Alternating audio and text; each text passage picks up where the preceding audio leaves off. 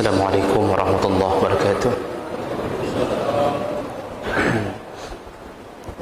Innal hamdalillah nasta'inuhu wa nastaghfiruh wa na'udzu bihi min shururi anfusina wa min sayyiati a'malina. May yahdihillahu fala mudilla lahu wa may yudlil fala hadiya lahu. Asyhadu an la ilaha illallah wahdahu la syarika lahu wa asyhadu anna Muhammadan 'abduhu wa rasuluhul karim. Allahumma shalli wa sallim على نبينا المصطفى محمد وعلى آله وأصحابه أجمعين أما بعد رب اشرح لي صدري ويسر لي أمري واحلل عقدة من لساني يفقهوا قولي. Segala puji bagi Allah, kemudian salawat dan salam kepada Rasulullah, kepada keluarga dan seluruh sahabat-sahabatnya. Bapak Ibu yang Allah muliakan, insyaallah kita akan sambung pembahasan kita, dan mudah-mudahan malam ini kita bisa menyelesaikan tentang fadilah surat Luqman. Dan fadilah yang sedang kita bahas yaitu Allah Subhanahu wa taala ingin mengajarkan melalui surat Luqman pendidikan atau nasihat kepada anak. Dan Allah mencatat beberapa nasihat Luqman yang menjadi panduan bagi hidup kita, yang sudah kita bahas di antaranya, didiklah anak, nasihati anak untuk menjauhi kesyirikan kepada Allah Subhanahu wa taala. Kemudian didiklah anak untuk berbakti kepada orang tua. Dan yang ketiga, ingatkan bahawa setiap dosa atau maksiat akan dibalas oleh Allah Subhanahu wa taala. Dan terakhir, kita sedang membahas tentang nasihat Luqman yang keempat, yaitu dirikanlah salat, beramar ma'ruf nahi mungkar, dan bersabarlah di atas setiap cobaan. Kita terputus di situ karena waktu. Jadi Bapak Ibu yang dirahmati Allah, dalam surah Luqman yang ke-17 ini ada 3 perkara yang Allah catat dari perkataan Luqman. Pertama, nasihatnya mendirikan salat. Itu sudah kita jelaskan bahawa salat ini pencegah kemungkaran. Makanya disuruh didik di umur 7 tahun, dan ini menjadi kunci bagi kita agar mendapatkan anak yang jauh dari maksiat.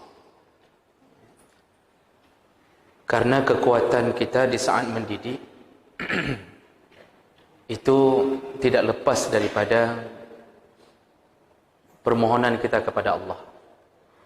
Ada orang yang terlalu percaya diri mendidik anaknya sehingga lupa memohon kepada Allah untuk ikut campur dalam mendidik anaknya. Padahal kekuatan paling besar adalah pada Allah Subhanahu wa taala.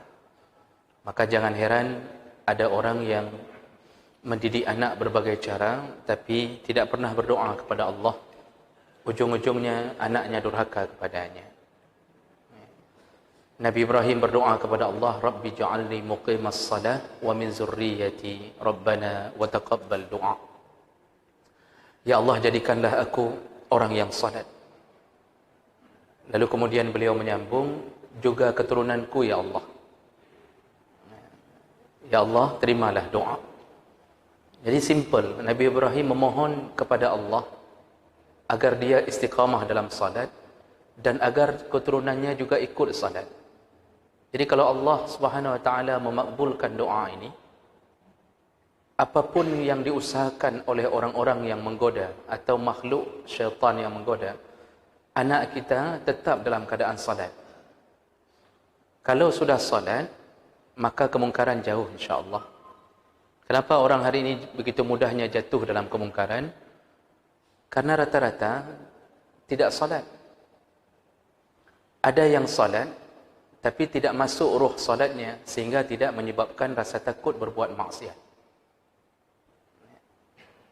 Kita lihat orangnya salat tapi melakukan maksiat. Jadi di luar bermaksiat tapi berjamaah jalan terus. Nah, ini kenapa terjadi? Ruh salat tidak masuk. Kenapa ruh salat tidak masuk? Karena waktu salat tidak bersama Allah, dia masih bersama dunianya. Makanya ketika takbiratul ihram seharusnya kita telah mengharamkan apa yang dihalalkan oleh Allah sebelum takbiratul ihram. Maka disebut takbiratul ihram takbir yang mengharamkan. Apapun yang halal di luar salat itu haram dalam salat. Makan minum halal, tapi begitu takbiratul ihram haram. Bicara halal, begitu takbiratul ihram langsung haram. Menoleh kanan kiri halal, boleh saja. Apapun. Kalau yang halal saja disuruh tinggalkan dalam salat, apalagi yang haram. Memikirkan maksiat, kemudian merencanakan maksiat, itu semua diharamkan.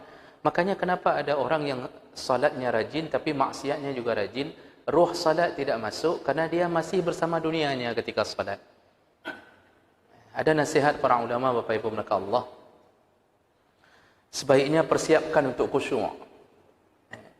Sebelum salat persiapkan diri untuk khusyuk.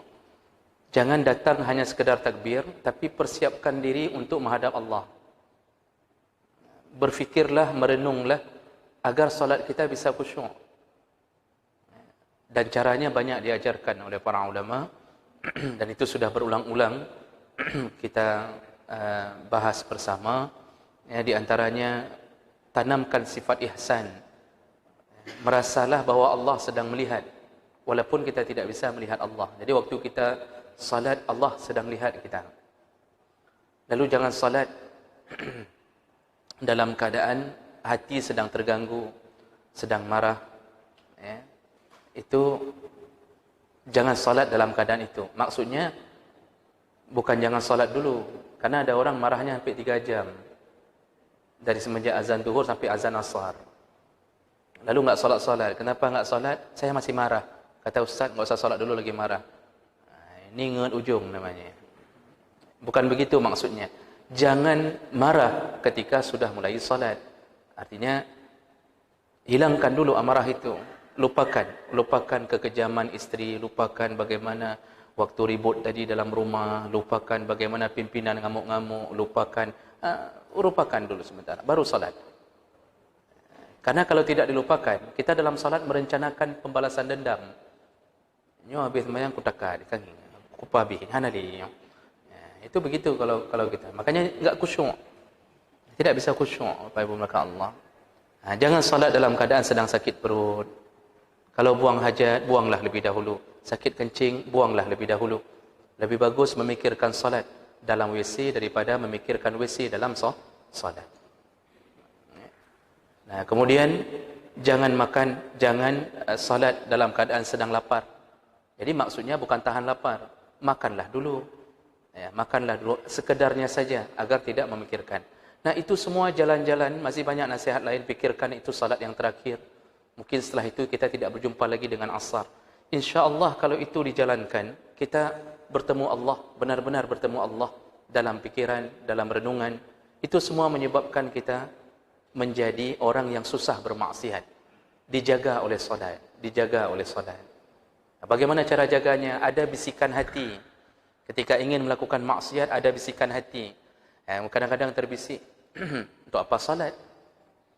Kalau kamu begini, untuk apa salat? Itu bisikan itu datang dari ruhnya salat.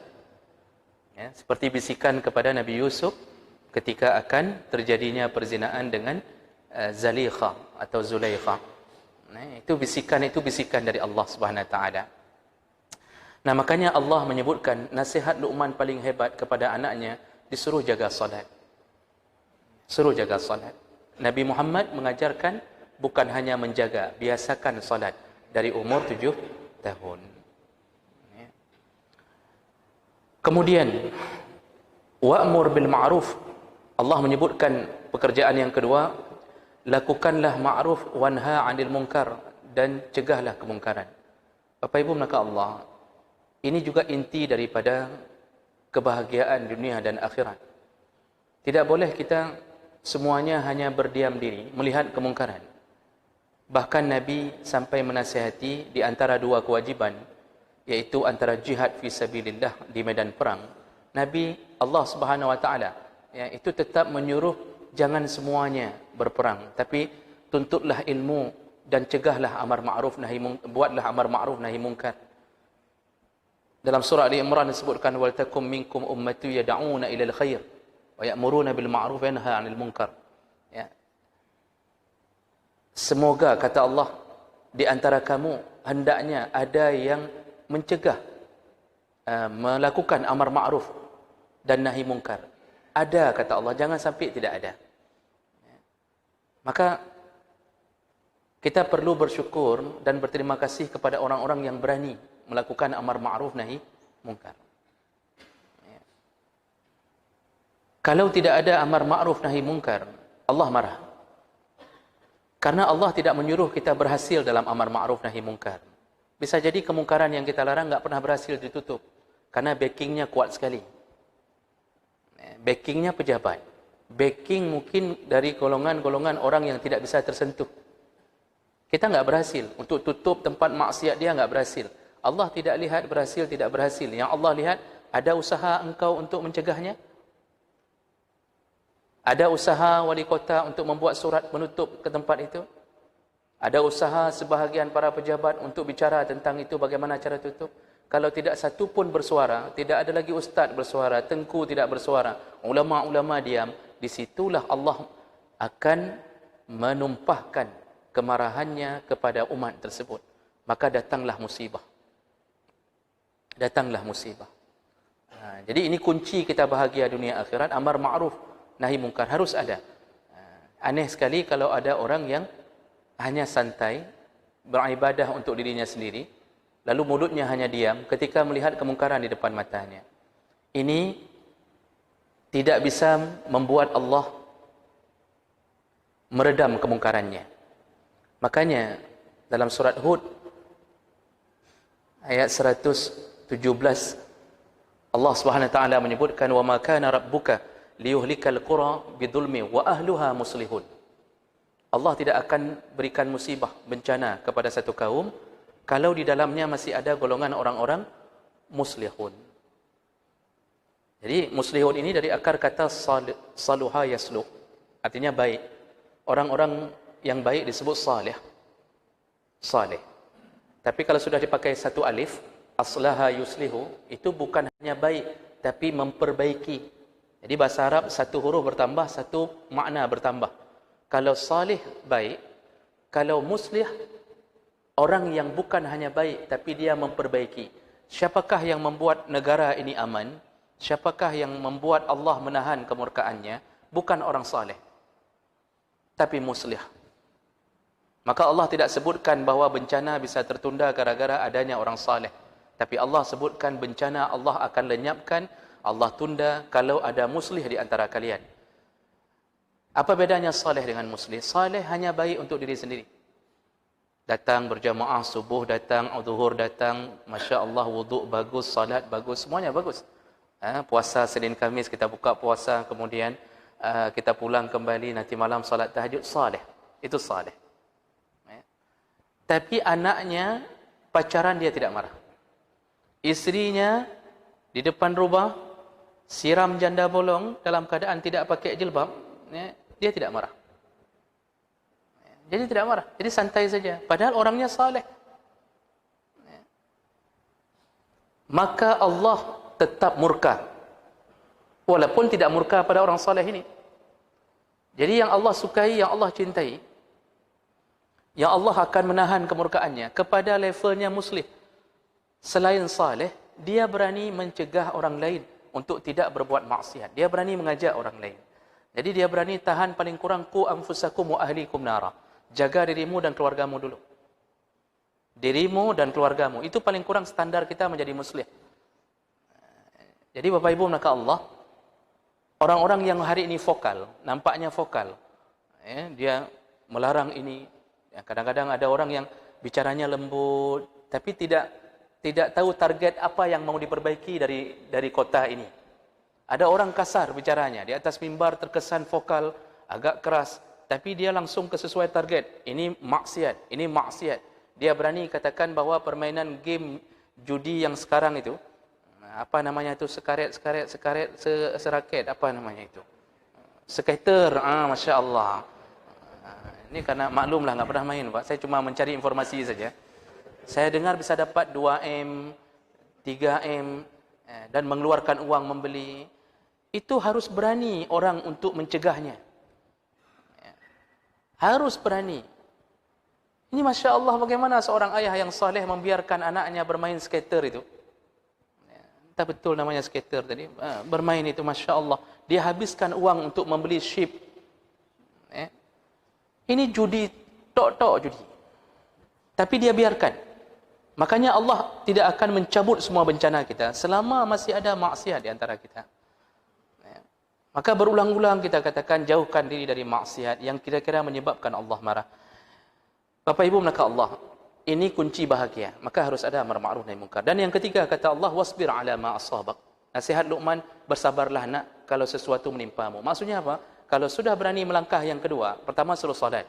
Sudah kuat salat, muncul sifat keberanian. Dia tidak bermaksiat, muncul sifat keberanian. Lalu muncul level kedua, amar ma'ruf nahi munkar. Di saat sudah berani amar ma'ruf nahi munkar, maka tahan-tahanlah. Maka engkau akan diuji. Di saat diuji, bersabarlah. Bagaimana ujian Allah datang? Bisa jadi serangan.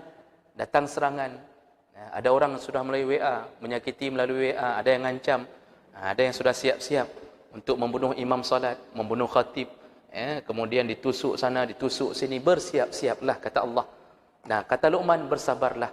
Di saat engkau telah berani melakukan amar ma'ruf, maka akan datang ujian kepadamu. Maka yang paling aman itu orang yang enggak bilang apa-apa. Diam saja. Ditusuk enggak, diejek enggak. Tapi dia begitu lemahnya di sisi Allah. Kita ini kalau mau maju pasti tersepak batu, Bang. Kalau duduk saja di rumah, batu enggak kena. Apapun tidak kena. Angin enggak kena, debu tidak kena. Memang aman. Tapi kita menjadi manusia loyo dalam rumah. Basuh, kata orang Aceh. Basuh itu enggak ada tenaga. Melempem, letoy-letoy lah begitu. Enggak ada kekuatannya. Tapi begitu keluar rumah, terkena sinar matahari, kemudian terkena debu, tersepak batu, menjadi manusia kuat. Begitulah ibaratnya ketika kita berani melakukan amar ma'ruf, siap-siap menerima ujian. Siap-siap diserang, diejek orang. Nanti orang akan mengatakan, "Ana empu begah ustaznya." Ana akan mulai diserang, Pak, diserang. Ini di saat sini disuruh bersabar. Jadi ini yang harus kita didik anak kita. Dan sepertinya kita jarang mengatakan, nak, kamu harus berani melakukan begini, amar ma'ruf nahi munkar. Ini pelajaran dari Allah untuk kita.